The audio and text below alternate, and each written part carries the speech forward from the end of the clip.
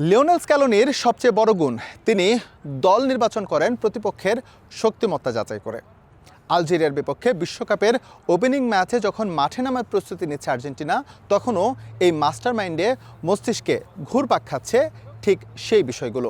আর্জেন্টিনার সবশেষ অনুশীলন আর লিওনেল স্ক্যালোনির যেই ক্যারেক্টার, সেটি যাচাই করে অন্তত ধারণা পাওয়া যায় কমপক্ষে 3টি ফরমেশন নিয়ে ভাবছেন এই মাস্টারমাইন্ড। ফরমেশন যদি 4-4-2 হয়, তাহলে তিনি সেন্টার ব্যাকে খেলাবেন দুজন ডিফেন্ডার। সেই দুজন ডিফেন্ডারদের একজন হচ্ছেন ক্রিস্টিয়ান রোমেরো এবং অপরটি হচ্ছেন নিকোলাস ওতামেন্ডি। আর রাইট ব্যাক পজিশনে খেলতে পারেন গনসালো মন্তিয়াল, আর লেফট ব্যাকে দেখা যেতে পারে ফাকুন্দো মেডিনাকে। এবার যদি মিডফিল্ড পজিশনে আসি, এই মিডফিল্ড পজিশনে আর্জেন্টিনার মোটামুটি 3জন ফুটবলার অটো চয়েস। একজন হচ্ছেন ম্যাকালিস্টার, আরেকজন হচ্ছেন এনজো ফার্নান্দেস, আরেকজন হচ্ছেন রদ্রিগো ডি পল। তাদের সঙ্গে দেখা যেতে পারে থিয়াগো আলামাদাকে।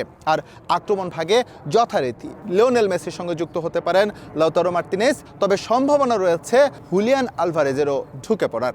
এবার যাই, আর্জেন্টিনা যদি 4-3-3 ফরমেশনে স্কোয়াড সাজায়, তাহলে কেমন হবে এই দলটা?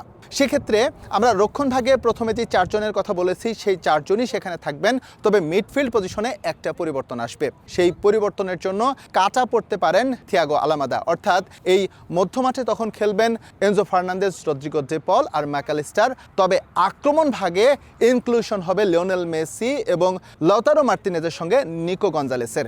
সেই ক্ষেত্রে শুরুর একাদশে যদি হুলিয়ান আলভারেজ ঢুকে যান, তাহলে কিন্তু অবাক হওয়ার মতো কিছুই থাকবে না। তবে সবচেয়ে চমকপ্রদ যে বিষয়টি হচ্ছে, আর্জেন্টিনা বিবেচনা করছে আলজেরিয়ার শক্তিমত্তা। আলজেরিয়া সাধারণত ফরওয়ার্ড লাইন এবং মিডফিল্ডে যথেষ্ট শক্তিশালী একটা দল। সেক্ষেত্রে লিওনেল স্ক্যালোনি কিন্তু 3-5-2 এই ফরমেশনেও স্কোয়াড সাজাতে পারেন। সেক্ষেত্রে রক্ষণ ভাগের আগের যে সমীকরণ বা আগের যে ফুটবলারগুলো ছিলেন, সেটা একেবারেই উলটপালট হয়ে যাবে। অর্থাৎ একজন করে যে লেফট ব্যাক এবং রাইট ব্যাক খেলানোর কথা ছিল, সেটি তখন তিনি খেলাবেন না। তার যেই দুজন সেন্টার ব্যাক নিকোলাস ওতামেন্ডি এবং একসঙ্গে হচ্ছে কুতি রোমেরো অর্থাৎ ক্রিস্টিয়ান রোমেরো, তাদের সঙ্গে ঢুকে পড়তে পারেন লিসান্দ্রো মার্তিনেজ।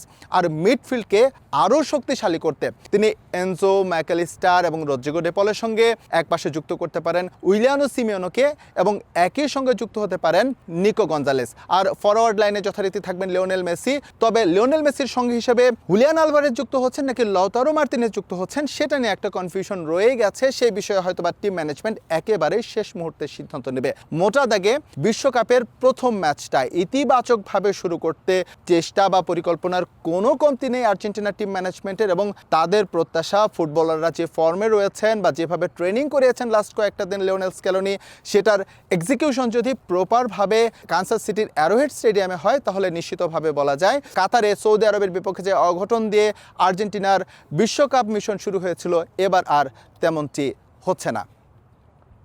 মার্কিন যুক্তরাষ্ট্রের কানসাস থেকে এস এম ইকবাল, সময় সংবাদ।